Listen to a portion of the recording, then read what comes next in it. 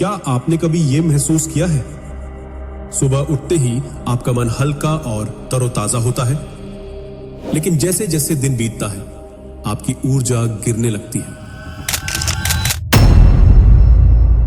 शाम होते होते ऐसा लगता है जैसे किसी ने आपकी आत्मा को निचोड़ लिया है। आपने कोई पहाड़ नहीं तोड़ा, कोई भारी काम नहीं किया, फिर भी थकावट वैसी जैसे कोई लंबी जंग लड़कर आए हो। और ये सिर्फ आपके साथ नहीं, ये लाखों लोगों के साथ हर दिन होता है। लेकिन सवाल ये है, ये थकावट आती कहां से है? आखिर कौन है जो आपकी ताकत को चुपचाप खींच रहा है? दोस्तों, आज मैं आपको एक सच्चाई बताने वाला हूं जो शायद आपके पूरे नजरिए को बदल देगी, क्योंकि यह कहानी सिर्फ आपकी थकावट की नहीं, यह कहानी है उस अदृश्य चोरी की जो आपकी आंखों के सामने हर दिन हो रही है, लेकिन आप देख नहीं पाते। तो मेरी बात ध्यान से सुनो, यह सिर्फ एक वीडियो नहीं, यह तुम्हारी जिंदगी का आईना है, और अगर इसे बीच में छोड़ दिया तो शायद आप फिर उसी चक्रव्यूह में फंसे रहोगे। लेकिन अगर इसे अंत तक सुना तो यकीन मानिए आप खुद को और अपनी ऊर्जा को बचाने का तरीका सीख जाओगे। तो ध्यान से सुनो, क्योंकि जो बात आज आप जानोगे वो आपकी जिंदगी बदल सकती है।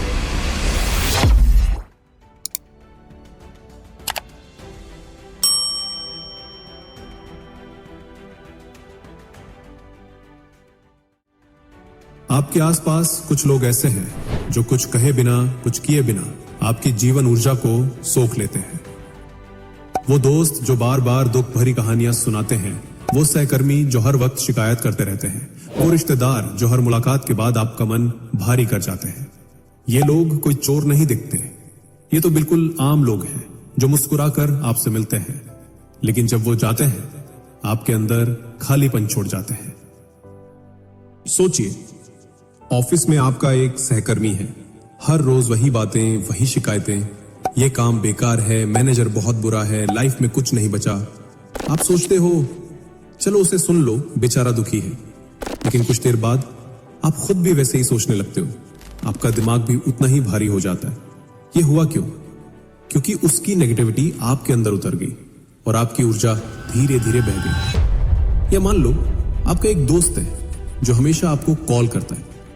पहले आपको अच्छा लगता है, अरे दोस्त है, बात तो करनी ही चाहिए, लेकिन हर बार कॉल पर वही बातें, उसके रिश्ते में प्रॉब्लम, पैसों की दिक्कत, उसके घर के झगड़े।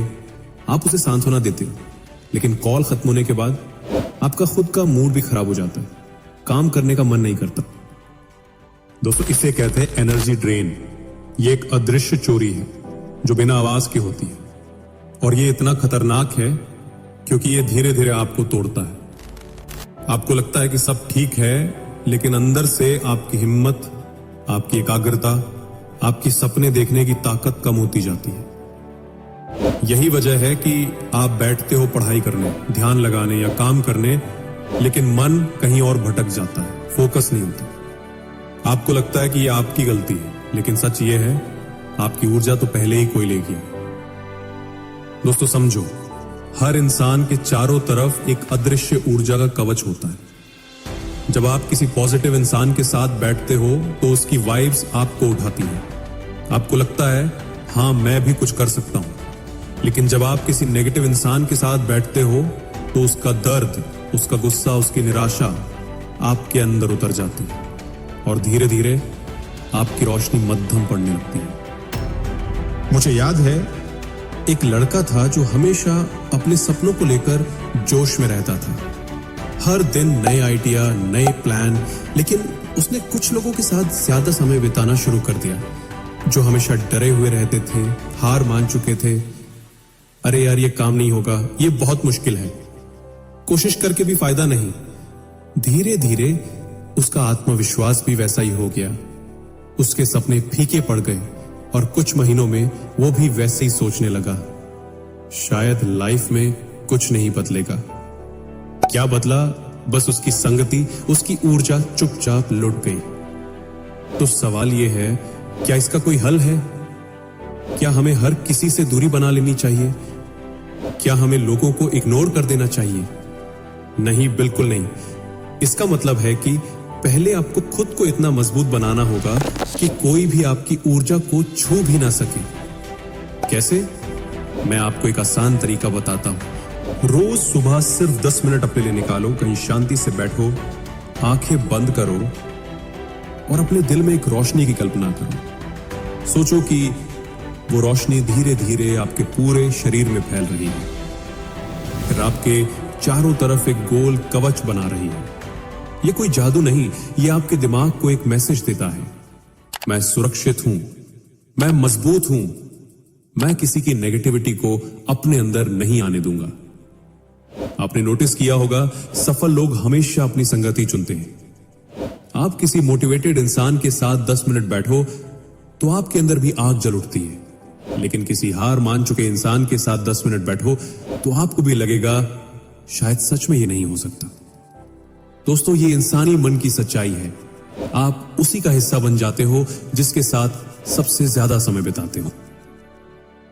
तो खुद से पूछो, क्या आप ऐसे लोगों के साथ हैं जो आपको ऊपर उठा रहे हैं, या ऐसे लोगों के साथ जो आपको धीरे धीरे नीचे गिरा रहे हैं? क्या आप अपनी ऊर्जा सही जगह खर्च कर रहे हो, या उन लोगों पर जो सिर्फ लेना जानते हैं, देना नहीं? दोस्तों, याद रखो, आपकी ऊर्जा ही आपकी सबसे कीमती संपत्ति है। पैसे खो गए तो वापस आ सकते, समय गया तो भी किसी हद तक संभल सकता है, लेकिन ऊर्जा खो गई तो सब कुछ रुक जाता है। आपके सपने, आपका फोकस, आपका हौसला।